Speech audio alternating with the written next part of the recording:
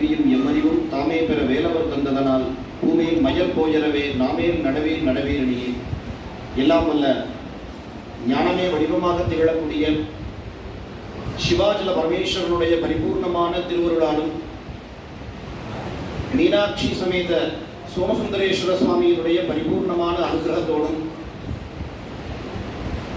பிருகத் கருணாம்பிகா சமேத அவினாஷலிங்கேஸ்வர சுவாமியினுடைய பரிபூர்ணமான அனுகிரகத்தோடும் எங்களது குருநாதராக திகழக்கூடிய குர்க்கல்பாளையம் ஆதீனம் குருமகா சன்னிதானத்தினுடைய அனுகிரகத்தோடும் கூடம்பட்டி குருமகா சன்னிதானத்தினுடைய பரிபூர்ணமான சிவானுகிரகத்தோடும் காசிவாசி ஈசான சிவாச்சாரிய சுவாமிகளுடைய பரிபூர்ணமான சிவானுகிரகத்தோடும் இந்த சபையிலே சிவாஜல பெருமானுடைய சங்கல்பத்தினால் எங்களது ஞானகுரு தென்சேனமலை சிவஸ்ரீ அண்ணா அவர்களுடைய பரிபூர்ணமான ஆசையினால் இந்த சபையிலே சிவச்சிந்தனை செய்ய ஒரு வாய்ப்பானது நமக்கு எல்லாம் கிடைத்துள்ளது.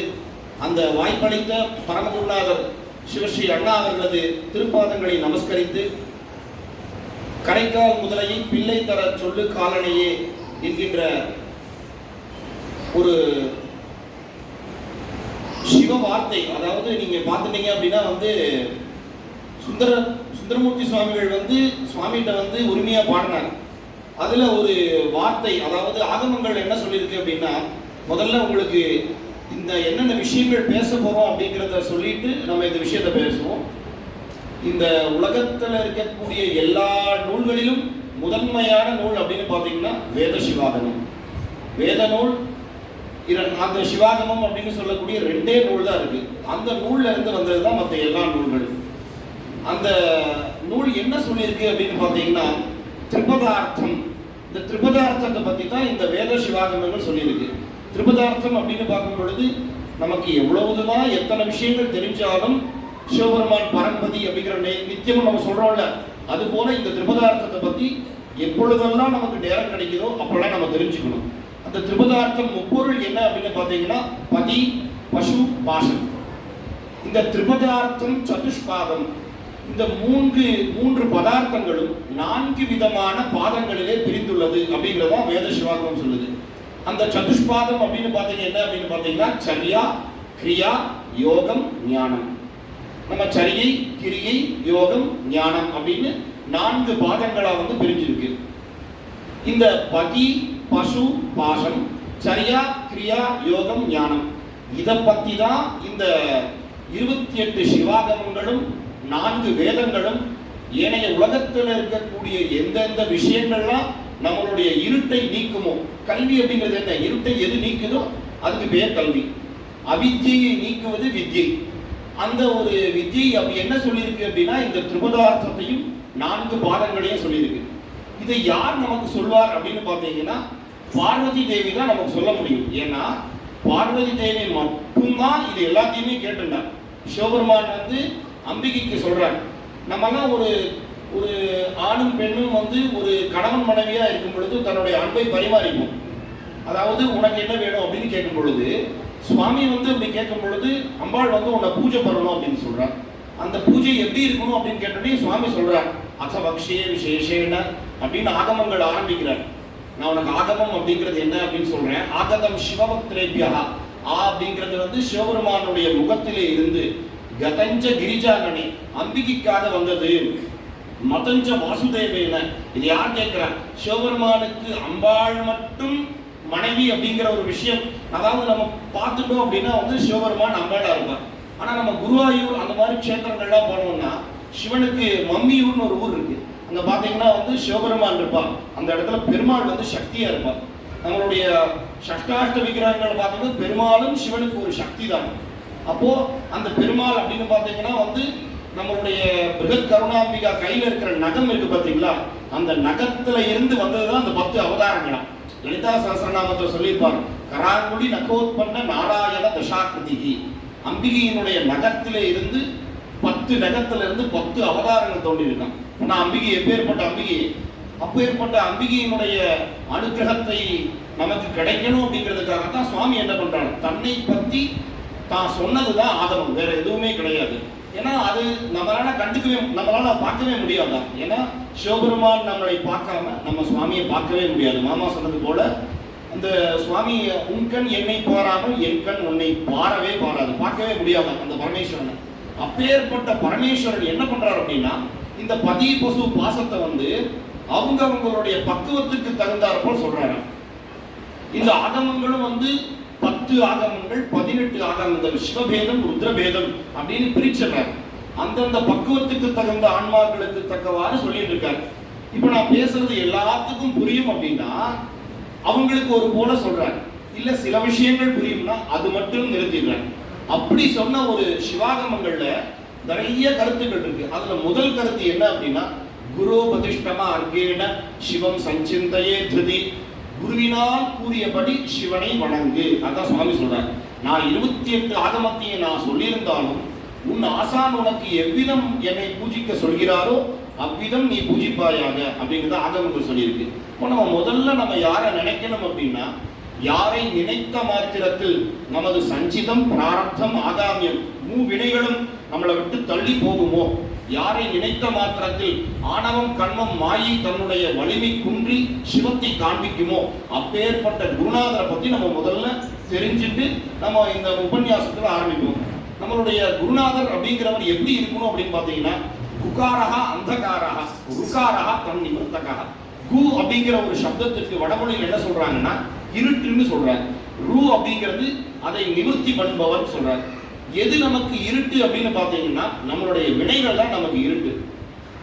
நம்ம தப்பு பண்றோம், அதனுடைய தண்டனை நமக்கு கிடைக்குது. இது நமக்கு பிரச்சனை கிடையாது. நம்ம பண்றது தப்புன்னே தெரியாம ஒரு விஷயத்தை பண்ணிட்டு இருப்போம், நமக்கு தண்டனை கிடைச்சிட்டு இருக்குன்னே தெரியாம இருக்கும். அதுதான் உண்மையான தவறு. அது எங்கிருந்து கிடைக்கும் அப்படின்னா, அது மமகாரம்னு சொல்லக்கூடிய ஆணவத்தினுடைய செயலே அதுதான். தன்னையும் காட்டாது, நம்ம நிலையும் காட்டாது, சிவத்தையும் காட்டாது. அது ஆணவம். கண்மம் அப்படின்னு பார்த்தீங்கன்னா அதனால் ஏற்படக்கூடிய புண்ணிய பாபங்கள், அதாவது பிராரப்தத்திற்கும் பொருந்தும் ஆகாமியத்திற்கும் பொருந்தும். மாயை மயக்கத்தை செய்யும். சிவன் அப்படிங்கிற ஒருத்தர் இருப்பார், இருக்கார், இருந்துட்டு இருக்காருங்கிற எந்த விதமான எண்ணங்களையும் நமக்கு ஏற்படாத செய்யக்கூடியது. இந்த வினைகளையும் நமக்கு நீக்கணும் அப்படின்னா அந்த குருநாதர் நமக்கு வாழ்க்கையிலே வர வேண்டும். எல்லாத்துக்கும் இந்த வயசுல இப்ப ஸ்கூல் சேர்த்துறோம், இந்த வயசுல காலேஜ் சேர்த்துறோம். அது போல குருநாதர் கிடைக்கிறதுக்கு ஒரு வயசு இருக்கா அப்படின்னா கிடையாது. 4 வகை பிறப்பு, 7 விதமான பிறப்பு இருக்கு. 4 வகை அண்டஜம் ஸ்வேதஜம் உட்பிஜம் ஜராயுசம்னு சொல்லக்கூடிய 4 விதத்திலையும் நம்ம பிறந்ததுல கிடைக்கலாம். சில பேருக்கு ஓர் உயிர்ல பிறந்தா குருநாதர் கிடைக்கலாம், சில பேருக்கு 6 உயிர் கிடைக்காம மறுபடியும் புல்லாகி கூடாகி கிடைக்கலாம். ஏன்னா குரு அப்படிங்கிறவர் வந்து அவ்வளவு எளிதா கிடைக்கக்கூடியவர் கிடையாது. நீங்க திருவாசகம் படிச்சிருந்தா திருவாசகம் படிக்கக்கூடிய ஒவ்வொருவருக்கும் குருவை பத்தி தெரியும். ஏன்னா அவர் குரு நம்மகிட்ட இருக்கும் பொழுது அந்த ஆனந்தத்தை விட அவர் நம்ம விட்டு போனதுக்கு அப்புறம் அவர் அடைவதற்காக நம்ம கதற ஒரு கதறல் தான் திருவாசகம். அப்பேற்பட்ட ஒரு ஞான பாஷை தான் வந்து திருவாசகம். அந்த ஒரு முறையில அந்த குருநாதர் நமக்கு வாழ்க்கையில கிடைக்கணும்னா எத்தனையோ கோடி வருஷம் தபம் பண்ணணும். நம்ம வேற சமயத்துல குருநாதர் எடுத்துட்டோம், நம்ம சாக்தத்திலேயோ வைஷ்ணவத்திலேயோ சௌரத்திலேயோ வேற சமயத்துல நம்ம குருநாதர் அப்படின்னு பார்த்தீங்கன்னா இந்த உடலை சார்ந்த குருநாதர்களா இருப்பாங்க. இந்த பௌதிக சரீரம்னு சொல்லக்கூடிய பஞ்சபூதத்தினால் ஏற்படுத்தப்பட்ட சரீரத்துக்கு குருவா இருப்பார்.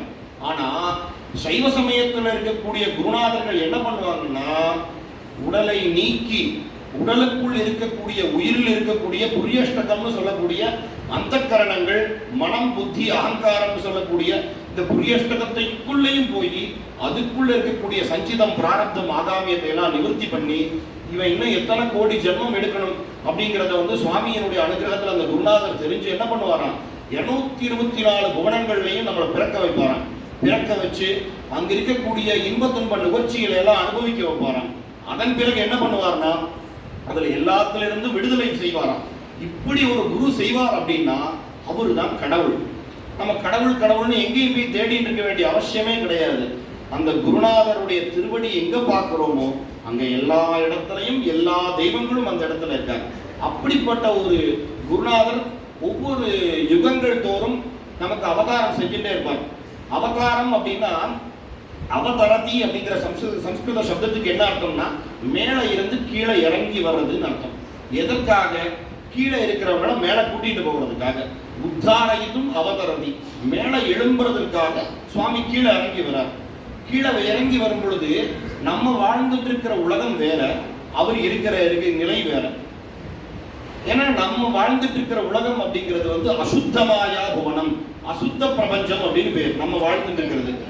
ஆனா சுவாமி இருக்கக்கூடிய நிலை என்ன அப்படின்னா சுத்தமாயா புவனத்துக்கு அப்பாற்பட்டு இருப்பாரா சிவபெருமான். அந்த சிவபெருமான் கிட்ட நம்ம போகணும் அப்படின்னா நம்மளுடைய நிலை எப்படி இருக்கும்னா நம்மளுடைய மனம் செயலற்று போகணும், வாக் செயலற்று போகணும், இந்த காயம் செயலற்று போகணும். மனதினாலும் வாக்கினாலும் காயத்தினாலும் சிவனுடைய புவனத்தையே எட்ட முடியாதா? புவனத்துக்கும் அப்பாற்பட்டு இருப்பாரா சிவபெருமான். அப்போ நம்ம சுவாமியை பார்க்கவே முடியாதா? இந்த ஜென்மால நம்ம சுவாமியை பத்தி தெரிஞ்சுக்கவே முடியாதா அப்படின்னா நம்மளால முடியாது. ஆனா குரு நினைத்தால் குருடனுக்கு கோல் கிடைத்தது போல், செவிடனுக்கு வந்து அதை உணர்த்துவது போல் சுவாமி குருநாதர் வந்து இந்த மாயா பிரபஞ்சத்துல மனத்தோட கட்டுண்ட நம்மளை எல்லாம் மேல கூட்டிட்டு வரணும் அப்படின்னா அந்த குரு வருவார். அப்படி இந்த கலியுகத்துல வந்து சிவன்மலை பதியிலே வந்து சிவஸ்ரீ ஈசான சிவாச்சாரிய சுவாமிகள் வந்து நம்மையெல்லாம் உய்விக்கும் பொருட்டு திரு அவதாரம் செய்கிறார். அவர் அவதாரம் செஞ்சார். அவருடைய ஊர் என்ன அப்படின்னு பார்த்தீங்கன்னா சென்னிமலை தான் அவருடைய ஊர். அவருடைய இயற்பெயர் வந்து சுப்ரத்னம் அப்படின்னு சொல்லக்கூடியவர். அவர் தீட்சாடானம் தான் ஈசான சிவாச்சாரியார். அவர் என்ன செஞ்சிருக்கார் அப்படிங்கறது எல்லாத்தையும் விட நம்மளை எல்லாம் இப்ப பேச வச்சுட்டு இருக்காரு, அதுதான் முதல் அவரு. ஏன்னா சர்வ கர்த்தத்துவம் அப்படிங்கிறது வந்து அந்த குருநாதன். ஏன்னா நம்ம ஒரு செயல் யாரை நினைத்த மாத்திரத்தில், இப்போ ஒரு குருநாதர் இருக்கார், இவர் எனக்கு இந்த இருட்டை போக்கி இந்த ஞானத்தை தந்தார்னு சொல்லலாம். நான் பார்த்ததில்லை அவரை, எங்க அப்பா பார்த்ததில்லை, எங்க 2 ஜெனரேஷன் என் குழந்தையும் பார்த்ததில்லை. அப்போ யார் கண்ணில் பார்க்க முடியாத ஒரு நிலைக்கு சென்றாலும் அவரை நினைத்த மாத்திரத்தில் என் மனதில் இருக்கக்கூடிய இருள் நீங்குமேயானால் அவர் தான் குரு. அப்பேற்பட்டவர் தான் ஈசான சிவாச்சாரிய சுவாமிகள். அவர் இந்த ஊர்ல நிறைய வகுப்பு எடுத்திருக்கார். இங்க இருக்கக்கூடிய சிவாச்சாரியார்கள்லாம், அங்க இருக்கக்கூடிய சிலக்கண்டு தாத்தான்னு சொல்லக்கூடிய பெரிய சிவாச்சாரியர்கள்லாம் இருந்திருக்காங்க. மாமா வீட்டில் இருக்கக்கூடிய பெரியவர்கள் இவங்க எல்லாரும் அந்த காலத்தில் ஒட்டுக்கா இருந்து இந்த அவினாசி பதியை பற்றியும் இந்த கொங்கு நாட்டில் இருக்கக்கூடிய சம்ஸ்காரங்களை பற்றியும், ஏன்னா பாரம்பரியமும் சம்ஸ்காரமும் எந்த ஒரு சூழ்நிலையிலையும் மாறாத ஒரு தேசம் அப்படிங்கிறது இந்த கொங்கு பிரதேசம். என்ன காரணம் அப்படின்னா இங்க இருக்கக்கூடிய அடியவர்களும் இங்க இருக்கக்கூடிய அனைத்து வர்ணத்தவரும் இங்க எல்லாருமே வந்து உறவினர்களா பாவித்து எல்லாரும் அவினாசி பெருமானுக்கு அடிமை அப்படிங்கிற நிலையில பாவிச்சுட்டு இருந்ததுனால இங்க எல்லா விஷயங்களும் அதே சம்ஸ்காரத்தின்படி இன்று வரைக்கும் வந்து நடந்துருக்கு. அப்படிப்பட்ட ஈசான சிவாச்சாரியார் காலத்துல இப்போ நம்ம திருவாடுதுறை ஆதீனம், தர்மபுரி ஆதீனம் போன்ற பெரிய பெரிய ஆதீனங்கள்லாம் இருக்கிற காலத்துல அன்றைய காலத்தில் ஈசான சிவாச்சாரிய சுவாமிகளுக்கென்றே ஒரு தனி ஒரு கூட்டம் உள்ளது. 60,000 மேற்பட்ட சிஷ்யர்களுக்கு அவர் நிர்வாண தீட்சை முதல் தீட்சைகள் எல்லாம் வழங்கி, தத்புருஷ தேசிக மடத்தில் இருக்கக்கூடிய குருமார்களுக்கு எல்லாம் தீட்சை வழங்கி, ஒரு ஆதீனம் என்பவர் எப்படி எல்லாம் இருக்க வேண்டும், எந்த நூலை கற்க வேண்டும், எதில் விதித்துள்ள சாஸ்திரங்களை அனுஷ்டிக்க வேண்டும் அப்படிங்கிற விஷயத்தை எல்லாம் மக்களுக்கு புரியும்படி சொல்லக்கூடிய ஒரு மகா வித்வான், மகா ஞானி, சாட்சாத் சன்னியம் பெருமானுடைய சொரூபமா இருக்கக்கூடிய ஈசான சிவாச்சாரிய சுவாமிகள் அவருடைய அனுகிரகத்தை வாங்கிட்டு இப்ப நம்ம முதல்ல இந்த கரைக்கால் முதலையை பிள்ளை தர சொல்லு காலனையை அப்படிங்கிற விஷயத்தை பத்தி நம்ம ஆரம்பிக்க போறோம். முதல் விஷயம் இறைவன். மறுபடியும் முதல்ல பேசுறது என்னன்னா இந்த திரிபதார்த்தம்னு சொல்லக்கூடிய மூன்று விஷயங்களை பார்ப்போம். பதி அப்படிங்கிறவர் வந்து இங்க இருக்கக்கூடிய அவினாசி பெருமான். முதல்ல பதியை பத்தி தெரிஞ்சுக்கணும். இங்க இருக்கக்கூடிய அவினாசி பெருமானை பத்தி தெரிஞ்சுக்கணும் அப்படின்னா வந்து இந்த ஊர் பெயர் முதல்ல தெரிஞ்சுக்கணும். முதல்ல அவினாசி அப்படிங்கிற ஒரு பெயர், புக்குவலியூர் அப்படின்னு சொல்லக்கூடிய இன்னொரு பெயர். 2 பெயர்களுடைய அர்த்தம் முதல்ல தெரிஞ்சுக்கணும். இந்த நாடு அப்படிங்கிறது வந்து கொங்கு நாடு. இந்த பிரதேசம் அவினாசி அப்படின்னா இது நம்ம சிவஞான போத சூத்திரத்துல முதல் சூத்திரத்தை எடுத்துட்டு இதுக்கு அர்த்தம் சொல்லலாம். அவன் அவள் அது எனும் அவை மூவினைமையில் தோற்றிய திதியே ஒடுங்கி மலத்து உலகாம் அந்த மாதி என்மனார் புலவர். இதுதான் முதல் பாடல். இதுல சுவாமி என்ன சொல்லியிருக்கார் அப்படின்னா அவன் அவள் அது எனும் அவை மூவினைமையும், சுவாமி நமக்கு வந்து எல்லா இடத்திலையும் பரம்பொருள் இருக்கார் அப்படிங்கிறது மேகண்டார் வந்து சாதிக்கிறார். எடுத்தொன்னையும் இங்க இருக்கிற எல்லா இடத்துலையும் சுவாமி இருக்காருன்னா நமக்கு புரியாது. என்ன சொல்றார்? உனக்குள்ளே இருக்கார், உனக்குள்ளே இருக்கார், இந்த மைக்லயும் இருக்கார் அப்படிங்கிற விஷயத்த சொல்லி உலகாம் அப்படிங்கிற விஷயத்த சொல்றார். சுவாமி என்ன பண்ணுவாராம், சம்ஹாரம் அப்படிங்கிற விஷயத்த சிவபெருமான் பண்ணுவார். நம்ம என்ன நினைச்சுட்டு இருக்கோம், மும்மூர்த்திகள் பிரம்மா இருக்கார், பிரம்மா படைப்பார், விஷ்ணு வந்து காப்பார், ருத்ரன் அப்படிங்கிறவர் வந்து அழிப்பார் அப்படின்னு பார்ப்போம். இது எல்லாமே ஏகதேச சிருஷ்டி. இந்த புவனத்துக்கென்று ஒரு பிரம்மா இருப்பார், இந்த புவனத்திற்கென்று ஒரு விஷ்ணு இருப்பார், இந்த புவனத்திற்கென்று ஒரு ருத்ரன் இருப்பார். ஆனா இது எல்லாத்தையும் சம்ஹாரம் பண்றவர் யார் அப்படின்னா அவிநாசி பெருமான் இருக்கக்கூடிய பரம்பொருளான சிவபெருமான் தான் சர்வசம்ஹாரம் பண்ணுவார். அந்த சர்வசம்ஹாரம் அப்படிங்கிறது எதை வச்சு பண்ணுவார் அப்படின்னா பஞ்சபூதத்தை வச்சே பண்ணுவார். அந்த செய்யும் பொழுது அக்னி பிளம்பா அவர் நாட்டியம் ஆடும் பொழுது அம்பிகையை என்ன சொல்றானா, நீ பிரணவத்துக்குள்ள ஒடுங்கி விடு அப்படின்னு உமாதேவியை தன்னுடைய சரீரார்த்தமா இருக்கிற பரமேஸ்வரிய பிரணவத்துக்குள்ள ஐக்கியம் பண்ணி சிவபெருமான் ஒரு நாட்டியம் ஆடுறார். அப்போ உலகத்தில் இருக்கக்கூடிய உபாசனா தெய்வங்கள்னு சொல்லக்கூடிய அனைத்து தெய்வங்களும் இந்த இடத்துல அடைக்கலமா வந்ததுனால புக்கு ஒளிந்த தானம் புக்கொழியூர் அப்படிங்கிற ஒரு இயற்பெயர். இன்னொரு பெயர் அப்படின்னு பார்த்தீங்கன்னா அவிநாசி. இது ரெண்டு வடமொழி சொல்லுக்கு ஒரு அர்த்தம் மாறும், தமிழ் சொல்லுக்கு ஒரு அர்த்தம் மாறும். அழிவே இல்லாத ஒரு கிராமம், அழிவே இல்லாத ஒரு நிலை அப்படிங்கிறது அவிநாசி. இன்னொன்னு அகநாசி அப்படின்னா பாவத்தை நிவர்த்தி செய்யக்கூடிய ஒரு ஊருக்கு பெயர். அகம் அப்படின்னா பாவம். கலியுகத்துல நம்ம தெரிஞ்சும் தெரியாமலும் நமக்கு வினைக்கு சமமாக நம்மளுடைய அனைத்து விதமான பிரச்சனைகளும் வந்துட்டு இருக்குமா, அந்த பாவங்கள் நிவர்த்தி செய்யறதுனாலையும் இந்த ஊருக்கு அகநாசி அப்படின்னு ஒரு பெயர் இருக்கு. இங்க இருக்கக்கூடியவர் வந்து பரம்பொருள். அந்த சிவபெருமான் என்ன பண்றார் அப்படின்னா அம்பிகையினுடைய தவத்தை காணுவதற்கு, அந்த தவத்தை பார்க்கணும்னே வந்து சுவாமி உட்கார்ந்து இருக்கார். நம்ம குழந்தைகளை விளையாண்டா நம்ம பார்த்துக்கிறோம்ல, அது போல அம்பிகை வந்து தவம் பண்றான். அந்த கருணாம்பிகை அப்படிங்கிறது வந்து 1000 வருஷம் தவம் பண்றான். ஆனா இங்க என்ன விஷயம் நம்ம தெரிஞ்சுக்கணும் அப்படின்னா நம்ம எங்க வந்து மாறி போயிருக்கோம் அப்படிங்கிற விஷயத்தை தெரிஞ்சுக்கணும். சைவம் வந்து சிவபெருமான் இருந்த காலத்தில் இருந்து சைவம் அப்படிங்கிறது வந்துட்டு இருக்கு. சைவம் எப்ப ஆரம்பிச்சது அப்படின்னா சிவபெருமான் எப்ப இருந்து இருக்காரோ அப்ப இருந்து சைவம் இருக்கு. ஏன்னா அந்த சைவத்தை தோற்றுவித்தவர் யார், நம்மளுடைய ஆதிசங்கர கொள்கையை தோற்றுவித்தவர் யாருன்னா ஆதிசங்கரன். ஸ்மார்த்த கொள்கைகளை ஆதரித்தவர் யார் அப்படின்னா ஒவ்வொரு ஆச்சாரியர்களை சொல்லலாம். ஆனா சைவத்தை ஆரம்பிச்சது யார் அப்படின்னு பாத்தீங்கன்னா சிவேனோத்பத்தியதே சைவஹா, சிவபெருமானால் ஆரம்பிக்கப்பட்டது சைவம். அப்ப சிவபெருமான் எங்கிருந்து வந்தார் அப்படின்னா சைவேனோத்பத்தியதே சிவஹா, சைவத்தினால் உண்டாக்கியது சிவம் அப்படின்னா இதுக்கு எதுக்குமே பதிலே சொல்ல முடியாது. அப்போ தொன்று தொட்டு இருந்துட்டே இருக்குது. அதனால நம்மளுடைய பதிகத்துல பாடுறாரு ஆதியும் அந்தமும் ஆனாய். சுவாமி என்ன ஆரம்பமும் அவர் தான், முடிவும் அவர் தான். அப்படி இருக்கக்கூடிய ஒரு பரம்பொருள் இந்த நம்ம என்ன பண்ணிட்டு இருக்கோம் அப்படின்னா இந்த காலங்கள் மாற மாற வேதாகம விருத்தங்கள் நிறைய பாஷைகள் நம்ம கேட்க ஆரம்பிச்சுட்டு இருக்கோம். நம்மளுடைய வினை குறைவு என்னன்னா எது உண்மையோ அந்த உண்மையை வந்து மறுக்கக்கூடிய சொல்களை சந்தோஷமா கேட்க ஆரம்பிச்சுட்டோம். நமக்கு எல்லாத்துக்கும் தெரியும் இதை நம்ம சாப்பிடக்கூடாதுன்னு தெரியும், ஆனா இருந்தாலும் திரும்பி சாப்பிடுறோம் சில விஷயங்கள். அது போல இதை செய்யக்கூடாதுன்னு தெரிஞ்சும் வேதாகம விருத்தமான விஷயங்களை நம்ம காதுல கேட்கிறோம். ஏன்னா நிறைய பொய்யான விஷயங்களும் உண்மைக்கு மாறான விஷயங்களும் வேதாகமங்களை நிந்திக்கக்கூடிய ஒரு நிலையானது இந்த நேரத்துல இருந்து நிறைய இடத்துல. ஏன்னா இது சிவாச்சாரிய சமுதாயங்கள் நினைத்தால் இதை மாற்ற முடியாது, அடியார் பெருமக்கள் நினைச்சா நிச்சயம் இதை மாத்திடலாம். ஏன்னா இந்த நிலை என்ன அப்படின்னா நீங்க எல்லாரும் மனசுல என்ன வச்சுக்கணும் அப்படின்னா இந்த சிவாகமங்கள் வேதங்கள் நமது சொத்து அப்படிங்கறத வந்து நம்ம தான் காப்பாற்றணும். நம்மளுடைய ப்ராப்பர்ட்டியை நம்ம தானே காப்பாற்றணும். அப்போ இந்த வேத சிவாகமத்தை நம்ம தான் காப்பாற்றணும். இது யாரெல்லாம் அனுஷ்டிச்சிருக்கான்னு பார்க்கணும். இப்போ சில பேர் இதை அனுஷ்டிக்கிறது கிடையாது, ஆனா இது யாரெல்லாம் அனுஷ்டிச்சிருக்கான்னு பார்ப்போம். யாருடைய குரூப் வந்து மெஜாரிட்டியா இருக்கோ அதை நம்ம ஃபாலோ பண்ணுவோம்.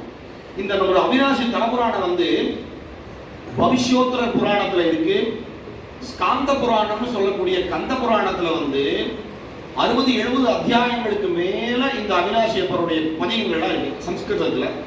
அதை வந்து தமிழ்ல ஒரு 300-450 வருஷத்துக்கு முன்னாடி ஒரு கவிஞர் வந்து அவிநாசி தலபுராணம் அப்படின்னு ஒரு புராணம் எழுதியிருக்காங்க. அதை அவர் சுயமா சிந்திச்சு எழுதல, அங்க இருக்கக்கூடிய விஷயத்தை மொழிபெயர்த்திருக்கார். ஏன்னா இப்போ அவரும் இதற்கு ஆதரவாளர், அதனாலதான் எழுதிட்டாங்கிற மாதிரிலாம் பேச்சு வரனால இந்த விஷயத்த சொல்லணும். என்ன விஷயம் அப்படின்னா, அம்பிகை தவம் செய்ய ஆரம்பிக்கும் பொழுது சிவாகம முறைப்படி அம்பிகை அனைத்து பூஜைகளையும் செய்தாள். ஏன்னா ஆறுமுக நாவலர் தன்னுடைய பாலபாடத்துல சொல்வார். ஆறுமுக நாவலரை பத்தி எல்லாத்துக்கும் தெரிஞ்சிருக்கும்னு நினைக்கிறேன். அவர் இல்லை அப்படின்னா இங்க தமிழ் கிடையாது. அப்பேற்பட்டிய மகான் அவர். ஈசான சிவாச்சாரிய சுவாமிகள் நித்தியமும் சிவ பூஜையில ஆறுமுக நாவலருக்காக ஒரு பூவே வைப்பாராம். இப்போ நீங்க சிவபெருமான் சிவ பூஜை பண்ணும்போது சூரியனுக்கு ஒரு புஷ்பம் வைப்போம், சிவபெருமானுக்கு பூஜை பண்ணுவோம், அனந்தேஸ்வருக்கு பூஜை பண்ணுவோம், நந்தியாதிகளுக்கு பூஜை பண்ணுவோம், இந்திராதிகளுக்கு பண்ணுவோம், வஜ்ராதிகளுக்கு பண்ணுவோம், சண்டிகேஸ்வருக்கு பண்ணுவோம், நம்மளுடைய ஞான குருநாதர்களுக்கெல்லாம் பூஜை பண்ணுவோம். நால்வர் பெருமக்கள், சந்தானாச்சாரியர்கள், சமயாச்சாரியார்கள், அகச்சந்தானம், புறச்சந்தானம் இவர்களுக்கு எல்லாம் பூஜை பண்ணி ஆறுமுக நாவலருக்குன்னு ஒரு பூ வைப்பாராம். அப்படின்னா அவருடைய ஞான நிலை எப்படி இருக்கும் நினைச்சுப்பாரு. யாரெல்லாம் இந்த உலகத்துல வந்து இந்த விஷயங்கள்லாம் சொல்றாங்களோ அவங்களெல்லாம் நமக்கு குருங்கிற நினைக்கக்கூடிய ஒரு பரந்த உள்ளம் ஈசான சிவாச்சாரியர்கிட்ட உள்ள இருக்கு. நம்ம எல்லாம் இந்த க்ளோஸ் மைண்டா இருப்போம். நம்ம எல்லாருமே நமக்கு என்ன விஷயம் தெரிஞ்சுக்கிறோமோ அந்த விஷயத்தை மீறி உலகத்துல எதுவுமே இல்லை அப்படிங்கிற நிலை உள்ளவர்கள் என்ன பண்றாங்கன்னா வேத சிவாகமத்தை அனுஷ்டிப்பது இல்லை. அப்போ இது என்ன தெரிஞ்சுக்கணும்னா, இந்த கருணாம்பிகை வந்து சிவாகமத்தின் படி விரதங்கள் இருக்க அம்பாள், சிவாகமத்தின் படி சூரிய பூஜை செய்யற அம்பாள். நீங்க பாத்தீங்க அப்படின்னா திருவண்ணாமலையில பாத்தீங்கன்னா அபீத பூஜாம்பின்னு சொல்லக்கூடிய உண்ணாமலை அம்பிகை வந்து கௌதம மகரிஷிகிட்ட உபதேசம் வாங்கிட்டு தீட்சை வாங்கிட்டு, சுவாமிக்கு கௌதமருக்கும் தெரியும் அம்பிகைக்கும் தெரியும் சிவபெருமான் வேற அம்பாள் வேற கிடையாது. ந சிவேன வினாசக்தி, எத்திரன் ஈசன் நிற்பான் அத்திரம் அவளும் நிற்பான். அப்பேற்பட்ட சக்தி உள்ளவர் தான் அந்த அம்பிகை.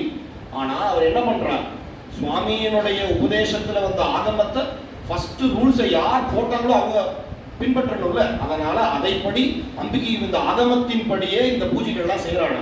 இந்த பூஜைகள் செய்யறார். அம்பாள் வந்து 1000 வருஷம் வந்து தபஸ் பண்றான். அம்பாள் எதுக்காக சுவாமி 1000 வருஷம் தபஸ் பண்ணணும்?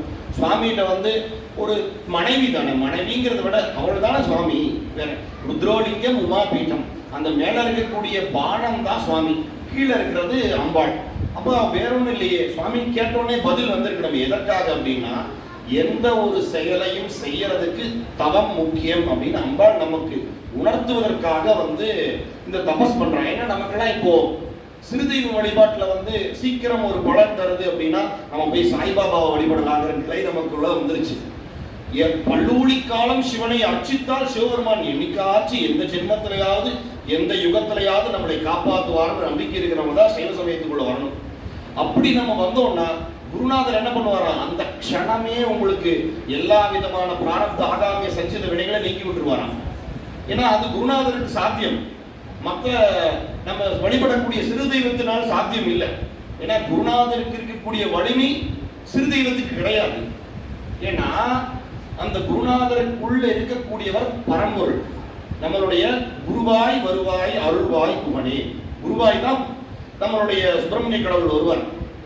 ஆனா அந்த சிறு தெய்வத்துக்கு அந்த வலிமை கிடையாது. ஏன்னா அந்த தெய்வமும் பிறக்கும் இறக்கும் வேதனைப்படும். யாருக்கு கொஸ்டின் பேப்பருடைய ஆன்சர் தெரியுமோ அவங்க தான் சொல்லித்தர முடியும். ஆன்சர் தெரியாதவங்க எப்படி சொல்லித்தர முடியும்?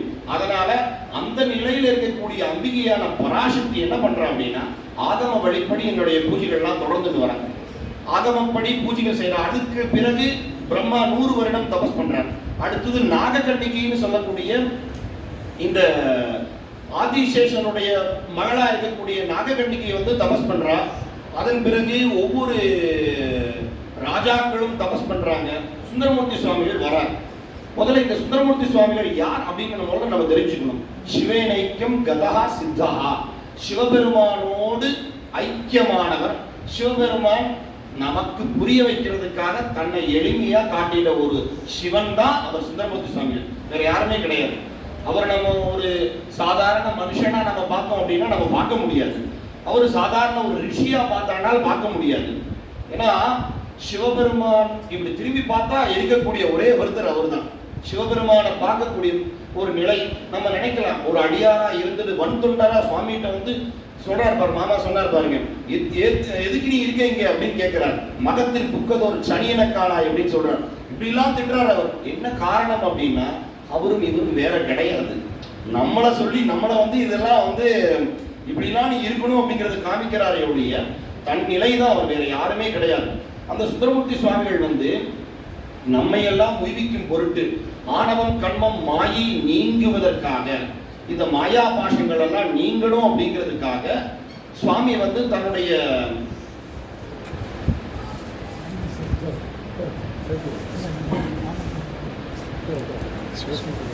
இந்த சுந்தரமூர்த்தி சுவாமிகள் எதுக்காக வரார் அப்படின்னு பாத்தீங்கன்னா, அவருடைய வரலாற்றுல நம்ம எங்க திரும்பி பார்த்தாலும் இந்த முதலைவாய் பிள்ளை அப்படிங்கிற ஒரு பதிகம் அப்படிங்கிறது வந்து சுந்தரமூர்த்தி சுவாமிகள் அப்படின்னா இந்த அவிநாசி திருத்தலம் தான் எல்லா அடியார்களுக்கும் ஞாபகம் இருக்கும்.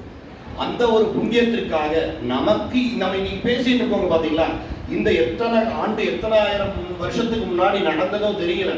ஆனா நம்ம இன்னைக்கு வரைக்கும் பேசிட்டு இருக்கோம் அப்படின்னா நம்மேல் சுந்தரமூர்த்தி சுவாமிகள் வச்ச கருணைக்காக, அந்த பாட்டிற்காக சுவாமி வந்து இந்த சுந்தரமூர்த்தி சுவாமிகளை தண்ணியில் இருந்து சாயா ரூபமா தன் நிழல் பிம்பமா வந்து சுவாமி அனுப்பி வைக்கிறார். ஒரு சமயத்துல வந்து கைலாயத்துல வியாக்கிரபாத முனிவருடைய மகனா இருக்கக்கூடிய உபமன்ய ரிஷி என்ன பண்றாரா, சிவபெருமானை தவிர மற்ற எந்த தெய்வத்தையும் வழிபட மாட்டார். நீங்க 8ஆம் மரக்கின் பதிகத்துல பாத்தீங்கன்னா சுந்தரமூர்த்தி சுவாமிகள் வந்து கடைசி 2 பாட்டுக்கு முன்னாடி பாட்டுல பாடுவார், உன்னை தவிர மற்ற எந்த சாமியை நான் வழிபட்டதில்லை, வழிபடவும் மாட்டேன் அப்படின்னு சொல்றாரு. அதே நிலையில் உள்ளவர் தான் உபமன்ய மகரிஷி. ஏன்னா அவருக்கு தெரியுமே அவர் யாருக்கு உபதேசம் பண்ணவர். நம்ம எல்லாம் பகவத்கீதைன்னு ஒரு சாஸ்திரத்தை நம்ம நிறைய விஷயங்கள் எடுத்துருக்கோமே, ஸ்ரீமத் கிருஷ்ண பரமாத்மா.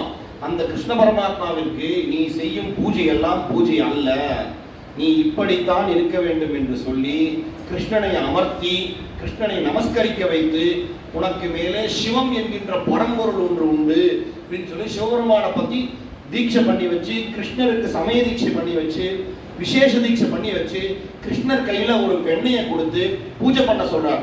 அதுதான் குருவாயூர்ல இருக்கக்கூடிய கையில வெண்ணெய் வச்சிருப்பார் பாத்தீங்களா, அந்த வெண்ணெய் தான் நவநீதம் மனோஹ்லாதம். காரணாகமம்னு சொல்லக்கூடிய ஆகமத்துல சிவபெருமானுடைய 12 க்ஷணிகலிங்க பூஜைகளை சொல்லியிருப்பார். ஒவ்வொரு சிகதம், தண்டுளம், ஆற்று மண், கடல் மண், விபூதி, ருத்ராட்சம், வெண்ணெய், அந்த வெல்லம், அப்புறம் வந்து சந்தனம், கூர்ச்சம், இப்படின்னு 12 லிங்கங்கள் இருக்கு. ஒவ்வொரு லிங்கத்துக்கும் ஒவ்வொரு பழங்கள் இருக்கு. இந்த வெண்ணெயை வச்சு பூஜை பண்ணா என்ன கிடைக்கும் அப்படின்னா நவநீதம் மனோஹ்லாதம். மனசுல என்னென்ன விஷயங்கள்லாம் நினைக்கிறோமோ அது உடனே நடந்துருமா. இப்போ ஒவ்வொரு தடவும் நம்ம குருவாயூர் போய் சுவாமியில பிரார்த்தனை பண்ணும்போது நமக்கு நடக்குது அப்படின்னா அந்த விஷயம் 2 பேருக்கு தெரியுமா. ஒண்ணு சிவனுக்கு தெரியுமா, கிருஷ்ணருக்கு தெரியுமா. சிவன் என்ன பண்றாரா, சிரிச்சுட்டே இருப்பாராம் அந்த நவநீதத்துக்குள்ள இருந்து. கிருஷ்ணர் என்ன பண்ணுவாரா, சுவாமி வரவங்களாம் என்ன பார்க்க வரல, உன்னை பார்க்க தான் வராங்க, அவங்க மாயை எப்போ நீங்குதோ அப்போ அந்த நவநீதத்துக்குள்ள நீ இருக்கிறது தெரியும், இல்லாத வரைக்கும் நானே தான் உன்னை காப்பாத்துறேன்னு கிருஷ்ணர் தெரிஞ்சுட்டு இருப்பார். எப்போ நம்ம அடுத்த படிநிலைக்கு நம்ம உயர உயர நம்மளுடைய உண்மை நிலை தெரியும். இப்போ நம்ம ஆத்ம தத்துவத்திலேயே இருந்தோம் அப்படின்னா சிவனுடைய உருவம் அப்படின்னு பார்த்தீங்கன்னா நிறைய உருவங்கள் இருக்கு. சிவன் பார்த்தீங்கன்னா தன்னை காண்பிக்கிறதுக்காக, எளிமைப்படுத்துவதற்காக சுவாமி நிறைய உருவத்தை எடுத்திருக்கார். அது 3 உருவங்கள் வந்து மிக பிரசித்தமானது. ஒன்று அருவம், உருவம், அருவுருவம். எல்லாத்துக்கும் தெரிஞ்சிருக்கும். சகலம், நிஷ்கலம், சகல நிஷ்கலம். அந்த நிலையில பாத்தீங்கன்னா சகலம் வந்து 4 விதமா இருக்கும், நிஷ்கலம் வந்து 4 விதமா இருக்கும். சகல நிஷ்கலம் அப்படிங்கிறது ஒண்ணு. கீழ் நிலைன்னு பாத்தீங்கன்னா நம்ம ஒரு சிவலிங்கத்தை பார்க்கிறோம், சிவலிங்கத்துக்கு பாதம் அந்த பீடம் இருக்கு பாத்தீங்களா, அந்த நிலைக்கு பெயர் பிரம்மா அப்படின்னு பெயர். அந்த நிலையில பிரம்மான்னு பெயர். அதுக்கு மேல கொஞ்சம் பாத்தீங்கன்னா விஷ்ணு. அந்த விஷ்ணு தான் நம்மள இருக்கக்கூடிய அந்த உலகத்தை நம்ம காத்துட்டு இருக்கக்கூடிய கிருஷ்ண பரமாத்மா விஷ்ணு, ராமச்சந்திரமூர்த்தின்னு சொல்லக்கூடிய மகாவிஷ்ணு. அவரை போல் சிவனடியார் உலகத்துல யாருமே கிடையாது. தேடி மால் செய்த கோயில் திரு ராமேஸ்வரம். நம்ம பாத்தீங்கன்னா சுவாமி தேடுறாரா, இன்னும் தேடுறாரா. எப்ப இருந்து தேடுறாரா, திருவண்ணாமலையில வந்து அடிமுடி தேடிய காலத்துல இருந்து இன்ன க்ஷணம் வரைக்கும் தேடுறாரா. ஆனா சுவாமி என்ன பண்றாரா, பரவியோன் மண்டலியில வந்து அந்த பெருமான் இந்த மகாவிஷ்ணுவுக்கு கிடைக்காத ஒரு பாக்கியம் நமது சிவனடியாரா இருக்கக்கூடிய சுந்தரமூர்த்தி சுவாமிகளுக்கு கிடைக்குது. எதனால, அவர் 63 நாயன்மாருக்கும் நான் அடிமைன்னு சொன்ன காரணத்தினால. யாரெல்லாம் விபூதி ருத்ராட்சம் வச்சிருந்தாங்களோ அவர்களுக்கெல்லாம் நான் அடிமைன்னு சொன்ன காரணத்தினால, யாரெல்லாம் திருவாரூர்ல பிறந்தார்களோ அவர்களுக்கெல்லாம் அடிமைன்னு சொன்னதுனால, யாரெல்லாம் முப்போதும் திருமேனி தேடக்கூடிய சிவாச்சாரியார்களை வணங்குறார்களோ அந்த ஒரு காரணத்திற்காக சுவாமி என்ன பண்றாராம், தன்னுடைய நிலையை விட்டு ஞானாகாசத்தில் இருக்கக்கூடிய சுத்தமாயா பிரபஞ்சத்துல இருந்து இறங்கி திருவாரூரை நோக்கி கால் நோக நடந்து வந்தாராம். அப்படி நடக்கும் பொழுது அசுத்தமும் சுத்தமும் ஒன்று சேரவே சேராது. அதாவது அதாவது சந்திரனும் சூரியனும் ஒரே நேரத்தில் வந்து அது கிரகணம் மாதிரி தான் இருக்கும். காலையில தான் சூரியன் உதிப்பார், நைட்டு சூரியன் இருக்க மாட்டார். அதே போல சுத்தமாயா புவனத்தில் இருக்கக்கூடிய பரம்பொருள் தியாகராஜ பெருமான் இந்த அசுத்தமாயா புவனத்தில் இருக்கக்கூடிய அழியக்கூடிய அனித்தியத்துவமா இருக்கக்கூடிய உலகத்துக்கு வரமாட்டார். அப்படி வந்தார் அப்படின்னா அந்த இடம் நித்தியமா மாறிவிடுமா. அதனாலதான் திருவாரூருக்கு மகிமை. யாரெல்லாம் திருவாரூர் போயிட்டு வந்தோமோ அவருக்கு எல்லாத்துக்கும் மகிமை. யாரெல்லாம் அந்த சுந்தரமூர்த்தி சுவாமிகளை பத்தி நினைக்கிறோமோ அவருக்கு எல்லாத்துக்கும் மகிமை. ஏன்னா இது அவிநாசி ஸ்தல மகாத்மியத்திலையும் சரி, பெரிய புராணத்திலையும் சரி, எல்லா புராணங்களும் என்ன சொல்லியிருக்குன்னா எங்கெல்லாம் சிவனை விட நாயன்மார்கள் புராணங்கள் அதிகமாக பேசப்படுகிறதோ அந்த இடத்துல சுவாமி சந்தோஷமா இருப்பாராம்.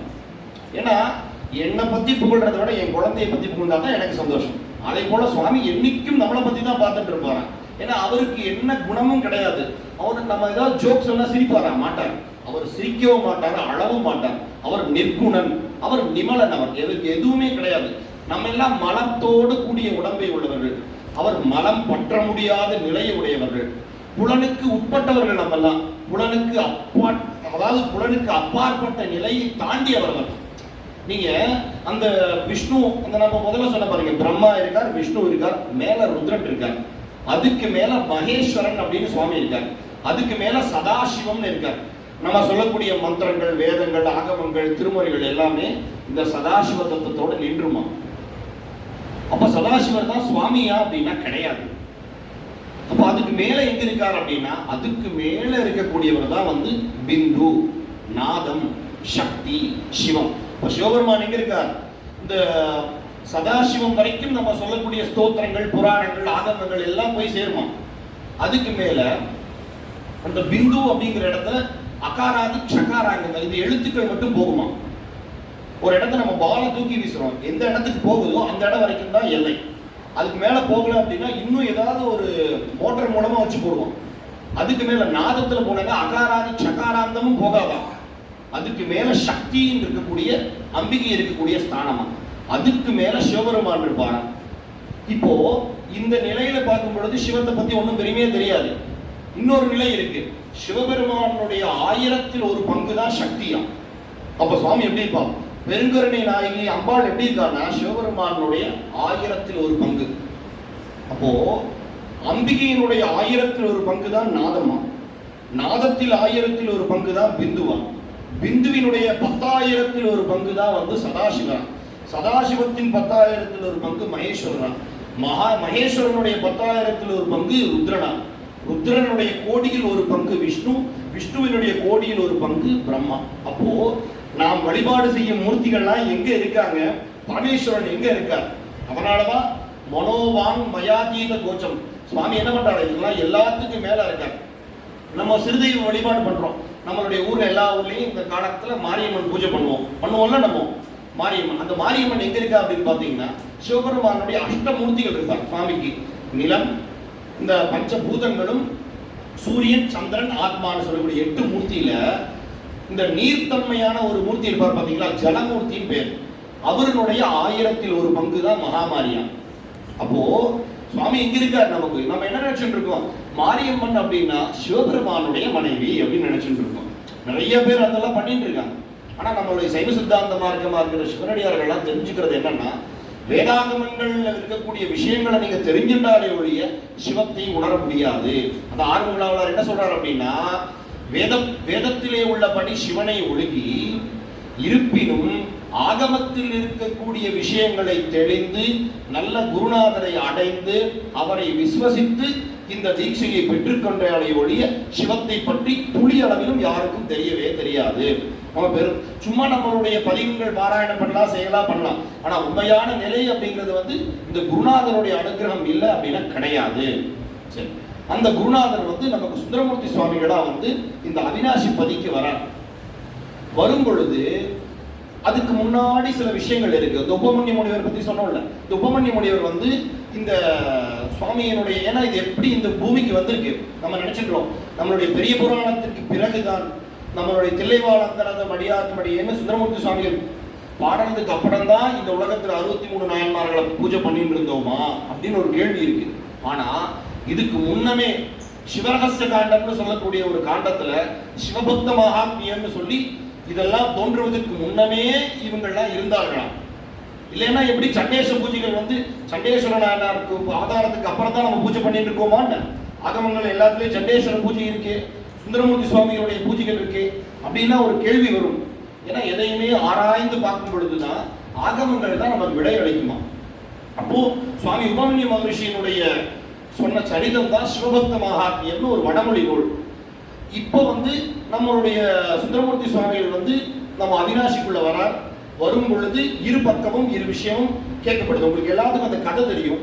கதையில இருக்கக்கூடிய சித்தாந்த மார்க்கத்தை மட்டும் நம்ம இன்னைக்கு பார்ப்போம். உள்ள வரார், சுவாமிகள் வரார், நம்ம எல்லாம் உய்விக்கும் பொருட்டு அவருடைய பொற்பாதங்கள். ஏன்னா யார் தியாகராஜரை பார்த்தாரோ அவர் தியாகராஜர், அதான சரி. யார தியாகராஜர் பார்த்தாரோ அவர் தியாகராஜர், யாருக்காக தியாகராஜர் வந்தாரோ அவரு தியாகராஜர், தியாகராஜருக்காக உடல் பொருள் ஆவி எல்லாத்தையும் ஒப்படைச்சவரும் தியாகராஜர். அப்போ வந்தது தியாகராஜர் தான் வரார். நம்ம அவினாசி பதிக்கு வந்து நடந்து வரார். சுந்தரமூர்த்தி சுவாமிகள் வரார். வந்தோன்னையும் இந்த ஊரை பார்க்கிறார். இந்த ஊரை பார்த்துட்டு அந்த ஊர்ல என்ன சொல்றார், நிறைய செல்வ செழிப்பா இருக்குமா அந்த ஊர். அவினாசி அப்படிங்கிறது அதாவது மருது நிலமும் இருக்குமா, அந்த ஒரு அடர்ந்த ஒரு காடுகளாகவும் நிறைந்திருக்கக்கூடிய பகுதியுமா. ஆனா இருந்தாலும் செல்வ செழிப்பா எந்தெந்த மரங்கள், எந்தெந்த செடிகள், எந்தெந்த பூக்கள், எந்தெந்த பழங்கள் எந்தெந்த பருவத்துல விளையணுமோ அத்தனையும் விளைந்த எந்த விதமான குற்றமில்லாத பூமியாம் அவினாசி. அதுக்குள்ள காலடி வச்ச உடனேயும் அந்த ஒரு க்ஷணம் நினைச்சு பார்க்கிறாராம், இந்த அவினாசி எதற்காக வந்திருக்கு அப்படின்னு பார்க்கிறாராம். உலகத்திலேயே பிரசித்தமான க்ஷேத்திரம் அப்படின்னு பார்த்தீங்கன்னா காசி. காசி அப்படிங்கிற விஷயத்தை பத்தி ஆதிசங்கர பகவத் பாதாச்சாரியார்னு சொல்லக்கூடிய நமது சைவ சமயத்தினுடைய சில கோட்பாடுகளுக்கு முற்றிலும் வேறுபட்டவர் வந்து காசி பஞ்சகம் அப்படின்னு ஒரு நூல் எழுதியிருக்கார். அந்த காசி பஞ்சகத்துல என்ன சொல்லியிருக்கார் அப்படின்னா, யார் தன்னை நினைத்து, தன்னை அறிந்து, தன்னை உணர்ந்து, தன்னை வழிபடக்கூடிய ஒரு நிலை யாருக்கு உண்டோ அவர்களால் மட்டுமே காசியை நினைக்க முடியும். காசியை போகிறது இல்லை, நினைக்கவே அவர்களால் தான் முடியுமா. அப்பேற்பட்ட ஒரு காசி அப்படின்னா வந்து அறிவுன்னு அர்த்தம். காசின்னா வந்து நாலேஜ், நம்மளுக்குள்ள இருக்கக்கூடிய விஷயங்களை நமக்கு வெளிப்படுத்தக்கூடிய ஒரு நிலைக்கு பேர் காசி அப்படின்னு. சுவாமி என்ன பண்றாரா, உத்தர பாரதம் அப்படின்னு சொல்லக்கூடிய ஞான பூமி, இது கர்ம பூமி. எவ்வளவுதான் ஞானங்கள் இருந்தாலும் நம்மேல் கொண்ட அன்பு, நம் தமிழ் மேல் கொண்ட அன்பு, சுவாமி என்ன பண்றாரா, அங்க இருக்கக்கூடிய மூலாலயத்தில் இருக்கக்கூடிய விஸ்வநாத பெருமானுடைய வேறானது தட்சிண பாரதம் நோக்கி இந்த உலகம் எப்படி வந்து ஒரு பாட்டில் இருக்கக்கூடிய தண்ணி கொட்டி விட்டா வேகமா வருமோ அது கூட வேகமா அந்த வேர் உள்ள வந்து இங்க மூலமா முளைத்த லிங்கம் தான் வந்து அவினாசி பெருமானா. இந்த பெருமானை பத்தி நினைக்கிறாரா, இந்த பிருகத் கருணாம்பிகையை பத்தி பெருங்கருணை நாயகியை நினைக்கிறாரா சுந்தரமூர்த்தி சுவாமிகள். நினைச்ச உன்னையும் ஒரு அளவிலாத ஒரு சந்தோஷம் கிடைக்குது அவருக்கு. ஏன்னா நினைச்ச மாத்திரத்துல சந்தோஷம் யார்கிட்ட கிடைக்கும்? ஒரு 2-3 வயசுல இருக்கக்கூடிய குழந்தைய ஒரு 5 மணி நேரம் அம்மாவை பிரிக்க வச்சு அந்த அம்மாவை பார்த்தோன்னே இப்படி ஓடி அம்மாட்ட தான் போகும், அப்பாட்ட போகாது. அப்படி ஒரு நிலை எப்படி கிடைக்குமா? அதையும் கூட பெருங்கருணை நாயகி. மற்ற தெய்வங்கள்லாம் கருணை செய்யும், கிருபை செய்யும். பெருங்கருணை அப்படிங்கிறது நீங்க இப்ப எல்லாம் என்ன நினைச்சுட்டாங்க, பெருங்கருணை இந்த அம்மாட்ட வேண்டின்னு போயிட்டோம்னா பிசினஸ் இருக்கிற எல்லா பிரச்சனையும் உடனே தீர்ந்துடும். இந்த கருணை பண்றக்கா இந்த அம்பாள் இங்க இருக்கா, இது நம்ம ஒர்க் பண்ணாலே நடக்குமே. இது கிடையாது. பெருங்கருணை அப்படிங்கிறது என்ன அப்படின்னா, வினை நீக்கத்தை தரக்கூடிய கடவுள் இங்க இருக்கக்கூடிய பிருகத் கருணாம்பிகை. ஏன்னா இந்த பிரபஞ்சத்துல இந்த தனு கரணம் புவனம் போக்கியங்கள் இந்த உடம்ப கொடுத்துருக்காளே அம்பாள், இதுல இருக்கக்கூடிய பிராரப்தத்தை எல்லாம் அனுபவிக்கணும். ஏன்னா இந்த விஷயங்கள், இந்த மூவினைகள் நீக்கக்கூடிய அம்பாள் இங்க பிருகத் கருணாம்பிகை. இந்த தலபுராணத்துல சொல்லியிருக்காரு. அதை சொல்லும் பொழுதே இது நிறைய சைவ சித்தாந்த கருத்துக்களோட தான் இந்த தலபுராணம் இயற்றி இருக்கார். முதல்ல சொல்றார், மும்மலம் உடையவர்கள் நம்மெல்லாம். ஆணவம், கண்மம், மாயை, இந்த 3 மலம் உடையவர்கள் நம்மெல்லாம். பிரளயாக்கடன்னு சொல்லக்கூடியவர்கள் இருமலம் உள்ளவர்கள், ஆணவமும் கண்மமும் உடையவர்கள். விஞ்ஞான கடல் அப்படிங்கிற ஒரு ஏகமலம் உடையவர்கள், ஒரே மலம் ஆணவம் மட்டும் இருக்கும். நமக்கு இருக்கிற ஆணவம் இருக்காது, நான் இருக்கேங்கிற ஒரு நினைப்பு இருக்கும் அவங்களுக்கு. சற்றிலும் சிவத்தில் இருந்து குறைந்தவர்கள்ங்கிற ஒரு நினைப்பு இருக்கும். அதனால அவர்கள் ஒரு மலம் உடையவர்கள். யாருன்னு பாத்தீங்கன்னா, நம்ம சிவ பூஜையில பூஜை பண்ணுவோம்ல, அனந்தேஸ்வரா நமஹ ஆனந்தேஸ்வராக நமஹ, சூக்ஷ்மாய நமஹ. அந்த 8 எண்மர்கள் வந்து இந்த ஒருமனமுடையவர்கள். இருமனமுடையவர்கள் யார் அப்படின்னு பார்த்தீங்கன்னா இந்த புவனத்தையும் புவனத்தை அதிபதிகளாக இருக்கக்கூடியவர்கள். நம்ம இருக்கக்கூடிய வெறும் உலகம் தான், சரிங்களா? மும்மடம் உள்ளவர் இருக்கக்கூடிய நம்ம ஆணவம் கண்மம் மாயை இருக்கக்கூடியவர்கள். ஆணவம் அப்படிங்கிறது முதல்ல சொன்னது போல நம்மளுடைய தன்முனைப்பு தான் வந்து ஆணவம். கண்மம் அப்படிங்கிறது நம்ம செய்யக்கூடிய புண்ணிய பாவங்கள். ரெண்டா பிரியும் அது. புண்ணிய பாவங்கள், நம்ம என்ன புண்ணியம் பண்ணாலும் மறுபடியும் பிறப்பு உண்டு. சிவனை தவிர, முக்கண்ணுடைய தெய்வத்தை தவிர மற்ற எக்கண்ணுடைய தெய்வத்தையும் நீங்க வழிபட்டாலும் மறுபடியும் பிறப்பு உண்டு. அவங்க சொல்லுவாங்க, இங்க வாங்க கண்டிப்பா உங்களுக்கு மறுபிறப்பு கிடைக்காதுன்னு சொல்லுவாங்க. ஆனா அதெல்லாம் போய் உண்மை என்ன அப்படின்னா, யாருக்கு பிறவி இல்லையோ அவர் மட்டும்தான் நமக்கு விளைவுது. ஈரில்லாதவன் ஈசன் ஒருவனே, சிவபெருமான் தான். அப்போ சஞ்சிதம் பிராரப்தம் ஆகாமியம். இந்த உடம்பு என்னதுனால வந்திருக்கு? ஏன்னா இந்த பெருங்கரணை அப்படிங்கிறதுனால இதை தெரிஞ்சுட்டா தான் உங்களால அந்த அம்பிகையை வந்து உணர முடியும். சஞ்சிதம் அப்படிங்கிறது என்ன? நம்மளுடைய புண்ணிய பாவத்தினுடைய மூட்டை. பிராரப்தம் அப்படிங்கிறது என்ன? ஒரு சின்ன மூட்டை எடுத்து இந்த உடம்பு கிடைச்சிருக்கு. ஆகாமியம் அப்படிங்கிறது என்ன? இனிமேல் நம்ம செய்யக்கூடிய புண்ணிய பாவங்கள். பெருங்கருணை என்ன பண்ணுவா? அம்பாள் என்ன பண்ணுவானா? முதல்ல என்ன பண்ணுவானா? இனிமேல் வரக்கூடிய ஆகாமியத்தை தடுத்து நிறுத்துவானா. புண்ணியம் பண்ணாத, சிவ புண்ணியம் பண்ணு. பாபம் பண்ணாத, சிவாபராதத்தை பண்ணாத அப்படின்னு அம்பாள் நிறுத்துவானா. இதுதான் அம்பாள் பண்ணக்கூடிய முதல் கருணை. பெருங்கருணை நாயகி என்ன பண்ணுவானா? உன்னுடைய ஆகாமிய வினையை தடுத்து நிறுத்துவானாங்க. அடுத்தது என்ன பண்ணுவானா? ஆகாமிய வினை தடுத்து நிறுத்தினால் என்ன கிடைக்கும்? குருநாதர் கிடைப்பார். அந்த குருநாதர் என்ன பண்ணுவாரா? சஞ்சிதம் ஹந்தி தீட்சையா. சஞ்சிதம் ஹந்தி தீட்சையா என்ன பண்ணுவார் அப்படின்னா, சஞ்சித வினையை நீக்கக்கூடியவர் எதனால கிடைக்கும்? தீட்சையினால் மட்டும்தான் சஞ்சித வினை நீக்குமா. அந்த சஞ்சித வினை நீங்க பிராரப்தம். இந்த உடம்புல இருக்கக்கூடிய, இந்த உடம்பு இருக்கிற வரைக்கும் பிராரப்தம் இருக்குமா? இந்த உடம்புல உசுர் இருக்கிற வரைக்கும் பிராரப்தம் இருக்குமா? ஆனா எது நமக்கு இந்த இன்பத்தின் மேலையும் விருப்பு இல்லாம, துன்பத்தின் மேலையும் விருப்பு இல்லாம இருந்தோம்னா பிராரப்தம் நமக்கு வலிக்காது. இந்த பெருங்கருணையை அம்பாள் செய்யறதுனால இங்க இருக்கக்கூடிய அம்பிகைக்கு பேர் பெருங்கருணை நாயகி அப்படின்னு பேர். அவினாஷி அப்படின்னா கருணை கிடைச்சாச்சு. அடுத்தது என்ன? அமிர்தமான தேனான சிவபெருமான் தான். என் சுவாமியை வந்துட்டு பார்த்துட்டு போனா போதும், ஒன்னும் கேட்கக்கூடாது அம்பாள்கிட்ட. சுவாமி அப்படி வந்து பார்த்துட்டு போகணும். ஏன்னா சுந்தரமூர்த்தி சுவாமி நமக்காக கேட்டுட்டார் எல்லாமே. இன்னும் நிறைய கிண்டல் அடிக்கிற மாதிரி கேட்டு போயிருக்காரு. கொங்கு நாட்டில் மட்டும்தான் கட்டிட்டு இருக்கிற துணியை கொண்டு பிடிக்கிட்டு போயிட்டாங்களே சுவாமின்னு வந்து திருவரங்கூண்டியில சுவாமி பறிச்சுட்டு போனதால இதே மதியத்துல தான் கேட்கிறார்.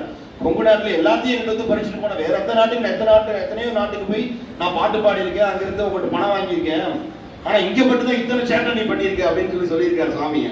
அப்பேற்பட்ட உரிமையா விளையாடக்கூடிய இடம் அப்படிங்கிறது நம்மளுடைய கொங்கு தேசம். அப்புறம் இங்க சுவாமி வந்து அந்த அவினாசிலிங்க பெருமான் அப்படிங்கிறவர் வந்து நமக்கு ஞானத்தை தரக்கூடிய கடவுள். அவருடைய எதையுமே கேட்க வேண்டாம். அப்பேற்பட்ட ஒரு க்ஷேத்திரத்துக்குள்ள மிதிக்கும் பொழுது இந்த பெருங்கருணை நாயகியும் இந்த பரமேஸ்வரனையும் பிரார்த்தனை செய்யறார். பிரார்த்தனை செஞ்சுட்டு உள்ள வரார். வந்தனையும் 2 பக்கம் 2 ஒலி கேட்குதான். ஒன்று மங்கள சப்தம், இன்னொன்று அமங்கல சப்தம். ஒரு மரத்துக்கு அடியில ஒரு பிராமண பெண், சாஸ்திரங்கள் உணர்ந்து சிவனை வழிபடக்கூடிய ஒரு பெண்ணானவள் ரொம்ப ரொம்ப கதறி அழறாளாம். இன்னொரு பக்கம் மங்கள வாத்தியங்கள்லாம் ஒழிச்சிட்டு இருக்கான். வேதத்தில் இருக்கக்கூடிய உபநயனம் அப்படின்னு சொல்லக்கூடிய சம்ஸ்காரம், அதாவது பிறப்பில் அனைவரும் ஒன்று. சம்ஸ்காரத்தினால் அவர்களுக்கு பிரம்மத்தை உபாசிக்கக்கூடிய நிலையை தருவதற்கு பேர் தான் பூணல் அறிவிக்கக்கூடிய பூணல் கல்யாணம் அப்படின்னு சொல்லுவாங்க. அந்த பூணல் கல்யாணம் நடந்துட்டு இருக்கு. இது எப்போ நடக்கணும் அப்படின்னா கர்ப்பாஷ்டமம், கர்ப்பத்துல இருந்து 7வது வருஷம். அப்படின்னா கர்ப்பத்துல இருந்து 8வது வருஷம். அப்போ பிறந்ததுல இருந்து 7வது வருஷத்துல வந்து ஒரு குழந்தைக்கு பிரம்மத்தை உபாசிக்கக்கூடிய நிலை வந்துருது. அது எப்படி வரும் அப்படின்னா, இடா நாடியும் பிங்களா நாடியும் சுழுமுனை நாடியும் இடைப்பிங்களை நீக்கி சுழுமுனையை ஒரு மனிதன் உணரணும் அப்படின்னா 7வது வயசுல தான் அவனுக்கு வந்து இந்த பிரம்ம ஞானம் கிடைக்குமா. அப்ப இந்த பிரம்ம ஞானம் கிடைச்ச உடனேயும் உண்மையான பிரம்மம் யாருன்னு காமிச்சிடணுமா. அதான் அந்த வேத மந்திரங்கள்ல அந்த காயத்ரி மந்திரத்தை சொல்லும். அதுல நிறைய பேர் நிறைய அர்த்தம் சொல்லிட்டு இருக்காங்க. காயத்ரி என்பது பிரம்மனின் மனைவி, அவளை உபாசித்தால் ஞானம் உண்டாகும் அப்படின்லாம் சொல்லுவாங்க. ஆனா உண்மை என்ன அப்படின்னா, பர்கஹா சிவபெருமானான பரமேஸ்வரனிடம் இருந்து ஒரு சக்தியானது தோன்றும். அந்த சக்தி உனக்கு நல்லறிவை புகட்டும். இதுதான் காயத்ரி மந்திரத்தினுடைய உபதேசம். ஏன்னா நம்ம எங்க பார்த்தாலும் சிவத்தை மட்டும்தான் பார்க்கணும். அதனாலதான் நம்ம சிவனடியார்கள் இல்லைங்க, நாங்க பல அடியார்கள், அனைத்து தெய்வத்தையும் வழிபடுவோம் அப்படிங்கிற நிலை கிடையாது. நம்ம ஏன்னா உலகத்தில் இருக்கக்கூடிய சைவத்தின் மேல் சமயம் வேறில்லை, எதுவுமே கிடையாது நமக்கு. எந்த எந்த உலகத்திலையும் கிடையாது, எந்த புவனத்திலையும் கிடையாது, பிரம்மா விஷ்ணு ருத்ரலோகத்திலையும் கிடையாது. அவர்களும் நம்மை போல் இதே போல பதிகம் பாராயணம் பண்ணிட்டு இருப்பாங்க, அவ்வளவுதான், வேற எதுவுமே கிடையாது. இந்த உலகத்துல போனாலும் பிரம்மா விஷ்ணுக்கள் அனைவரும் இதை போல் இல்ல, நம்ம கண்ணுக்கு தெரியாம அவங்களும் நம்ம கூட வந்து படிச்சுட்டு இருப்பாங்க. ஏன்னா அவங்க நம்மளை விட பக்தியானவர்கள், நம்மிலும் முன்னோர்கள் அவர்களாம். நம்ம தோளுடைய செவியன் பாடுவதற்கு முன் பிரம்மா விஷ்ணு பாடியிருப்பாங்க அதை. ஏன்னா அப்படித்தான் நம்ம விசுவசிக்கணும். அந்த ஒரு நிலையில் இருக்கும் பொழுது இந்த உபநயனம் நடந்துட்டு இருக்கு. அந்த உள்ள போனோடனே சுவாமி கேட்கிறார், சுந்தரமூர்த்தி சுவாமிகள். ஏன்னா அவர் வரும்போது சும்மாவா வருவார், மன்னர் திருவும் வைதிக திருவுமா இருப்பாரா சுவாமி. சுந்தரமூர்த்தி சுவாமிகள் என்ன பண்றாராம், சுவாமி வந்து நீ வந்து சிவாச்சாரியர் வீட்டுல பிறந்திருக்க, அதனால வைதிகமாகவும் இரு, மன்னன் எடுத்து வளர்த்திருக்கார், அதனால நீ ராஜா வீட்டு குழந்தையாகவும் இரு அப்படிங்கிறதுனால அவர் ஜம்முன்னு வருவாராம். சுவாமி சுந்தரமூர்த்தி சுவாமியோட பார்த்தா சொக்கநாத பெருமான் கல்யாணத்துக்கு ரெடியாகி ஒரு மாதிரியே இருப்பாராம், அவ்வளவு அழகா இருப்பாராம் சுவாமி. கேயூர குண்டல கிரீட விபூஷிதாங்கம். சாமி என்ன பண்ணலாம், கேயூரங்கள் குண்டலங்கள் எல்லாம் எப்படி சாதா தங்கத்தில் உள்ள சொக்கத்தை 24 கேரட்ல அப்படியே பளிச்சுன்னு இருப்பாரா அவர். விபூஷிதாங்கம் அஸ்தோத்பலம் கடித்தரம் திருதராஜ வேஷம். சாமி என்ன பண்ணுவாரா, அழகா வாட்ச்லாம் கட்டியிருப்பாராம். அந்த காலத்திலேயே வாட்ச் இருந்திருக்கு அப்படியே. ஏன்னா கால நியமங்களை ஏற்படுத்தக்கூடியவர் தானே சுந்தரர். அவர் வந்து அழகா கைக்கு வேணுங்கிற ஆபரணங்கள், காலுக்கு வேணுங்கிற ஆபரணங்கள், விரலுக்கு வேணுங்கிற ஆபரணங்கள், கைத்தடி, கால் குரடு எல்லாமே ஸ்வர்ணத்திலேயே இருக்குமா அவர். அப்பேற்பட்ட சுந்தரமூர்த்தி சுவாமிகள் ஒரு பொழுது கேட்கிறாரா, இது என்னப்பா இது அப்படின்னு கேட்கிறாராம். அவர் தெரியாமையா கேட்கிறார், இதை பாட போறேன்னு தெரிஞ்சுதான் ஊருக்கே வரார். பாடுறதும் அவர் தான், கேட்கறதும் அவர் தான். பூஜை செய்யக்கூடிய சிவம், பூஜிக்கக்கூடிய சிவம் தான் சுந்தரமூர்த்தி சுவாமிகளும் அபிலாஷைப்படும். இது எந்த பேதமும் எனக்கு கிடையாது. அப்படி இருக்கக்கூடியவர் வந்து பேசுறார். உள்ள வந்து கேட்கும் பொழுது அங்க இருக்கக்கூடிய அடியார் பெருமக்கள் சொல்றாங்க, இல்ல இந்த 3 வருஷத்துக்கு முன்னாடி இந்த 2 குழந்தைகளும் போய் குளத்தங்கரை அறையில வந்து வேடிக்கை பார்த்துட்டு இருந்த போது முதல்ல வந்து ஒரு குழந்தைய சாப்பிடுச்சு. அந்த குழந்தை இருந்திருந்தா அந்த குழந்தைக்கு இதே போல உபநயனம் பண்ணியிருப்பாங்க அப்படின்னு வந்து பாட்டு பாடுறாங்க. அது அதனால வந்து இந்த இதே போல மங்கள சப்தங்களுக்கு கேட்டிருக்கும் அதனால அப்படிங்கிறார். சரி அவங்கள கூட்டிட்டு வான்னு சொல்றாங்க. இதுல ஒரு முக்கியமான விஷயம் என்ன அப்படின்னா, சுந்தரமூர்த்தி சுவாமிகள் சரியாபாகம், கிரியாபாகம், யோகபாகம், ஞானபாகம் சொல்லக்கூடிய 4 நிலையில சுந்தரமூர்த்தி சுவாமிகள் சிவயோகத்திலேயே வாழ்றவர். அவர் யோகத்துல இருக்கிறவருக்கு விருப்பு வெறுப்பு கிடையாது, அவருக்கும் கிடையாது, அவரை சார்ந்த விஷயத்துக்கும் கிடையாது. அப்போ சுந்தரமூர்த்தி சுவாமிகள் ஏன் ஒருத்தங்க அழகாக இறங்கி வரார் அப்படின்னா, இது சிவச்செயல் அப்படிங்கிறத முதல்ல நம்ம புரிஞ்சுக்கணும். ஏதோ அவரும் சிவாச்சாரியார் ஒரு பிராமண பொண்ணு அழுகிறாங்கிறதுக்காக அவர் வர கிடையாது. அவர் பார்வை எறும்பு முதல் பிரம்மா வரை எல்லாம் ஒண்ணுதான் அவருக்கு. அவர் வந்து பார்த்துட்டு இருக்கார், பார்த்தோடனே கூப்பிடுறார். கூப்பிட்டோடனையும் சுந்தரமூர்த்தி சுவாமிகளை பத்தி தெரிஞ்சு அவர்கள் அந்த சிவனடியார், அந்த கங்காதரம் பத்மினி அப்படின்னு சொல்லக்கூடிய 2 சிவ அவினாசி பெருமான் மேல பக்தி உள்ள ஒரு தம்பதியர்கள் என்ன பண்றாங்க அப்படின்னா, அந்த கவலையெல்லாம் விட்டுட்டு, நம்ம பையன் இருந்தா பூனை நடந்திருக்குமே அப்படிங்கிற கவலையெல்லாம் விட்டுட்டு சுவாமிக்கு சாஷ்டாங்கமா நமஸ்காரம் பண்றாங்களாம். பெருமானே என் குழந்தைய சிவகதி ஆக்கிடு, எங்க 2 பேரையும் அவரோட கொண்டு போயிரு நமஸ்காரம் பண்றாங்களாம். புத்திர சோகத்தை தவிர்த்து சுந்தரமூர்த்தி நாயனார் மேல இருக்கக்கூடிய பக்தி மேலிட்டுச்சான். நம்ம உமாபதி சிவாச்சாரியார் நிறைய காவியம், நிறைய சித்தாந்த சாஸ்திரத்தெல்லாம் சொல்வார். ஒளிக்கும் இருளுக்கும் ஒன்றே இடம், ஒண்ணு கீழே போச்சுன்னா ஒண்ணு மேல போகுமா. சுந்தரமூர்த்தி சுவாமியோட பார்த்த உடனேயும் தாங்கிக்கவே முடியாத ஒரு சோகம் அப்படிங்கிறது வந்து புத்திர சோகம். அதுவும் குழந்தையா இருக்கும் பொழுது போனது. அதுவும் 12 அயனம் தபஸ் பண்ணி பிறந்த குழந்தை. அது 12 அயனம்னா 6 வருஷ காலம் அவினாசி பெருமானையே உருகி உருகி உருகி உருகி பிரார்த்தனை பண்ணி அவர் கொடுத்த ஒரு செல்வம் அது. ஏன்னா அந்த தபஸனுடைய வரலாறுனா படிக்கும் பொழுது ஒவ்வொரு மாசம், அந்த கர்ப்பமான ஒவ்வொரு மாசமும் நமக்குள்ள பரமேஸ்வரனே வந்துட்டார், நமக்குள்ள பரமேஸ்வரனே வந்துட்டார்னு அந்த அவினாசி பெருமான் மேல வச்சக்கூடிய பஸ்மங்கள், தீர்த்தங்கள் எல்லாம் அப்படியே தேய்ச்சிப்பாளாம் அந்த அம்மா. ஏன்னா சுவாமி பெருங்கருணை நாயை கொடுத்த பிரசாதம்ல அது. சிவபீஜம் ஒரு உடல் சேர்க்கை, குழந்தை கல்யாணம் ஒரு குழந்தை பிறந்துச்சுன்னா அது உடல் சேர்க்கைக்கு பிறந்த குழந்தை. அது தவம் இருந்து சிவத்தின் அனுகிரகத்தின் பால் பெற்ற குழந்தை எப்படி கிடைச்சிருக்குன்னா அது சிவபெருமான் நம்ம மேல வச்ச ஒரு கருணை தான். அந்த ஒரு விந்து சோனியத்துல பிறந்த குழந்தை அல்ல, சிவானுகிரகத்துல பிறந்த குழந்தை. அப்போ அந்த குழந்தையினுடைய இழந்த சோகத்தை நீக்கி குரு மேல ஒரு பக்தியா ஒருத்தர் நமஸ்காரம் பண்றான் அப்படின்னா சுவாமி என்ன பண்ணுவாராம், இறங்கி வந்துடுவாரா. சுந்தரமூர்த்தி சுவாமியினுடைய உள்ளத்துக்குள்ள இறங்கி வந்து என்னை விட உனக்கு வேற ஒரு முக்கியமான வேலை இருக்குன்னு சொல்றாரு. அவர் என்ன பண்றாரா, என்ன பார்த்து உனக்கு உன்னோட குழந்தையா இதாச்சு அப்படின்னு கேட்டோடையும் அது ஒளிந்து போகுக. பெரிய புராணத்துல அப்படியே சொல்றார் பிள்ளையானை இதுல அது ஒளிந்து போகுக. எங்களுடைய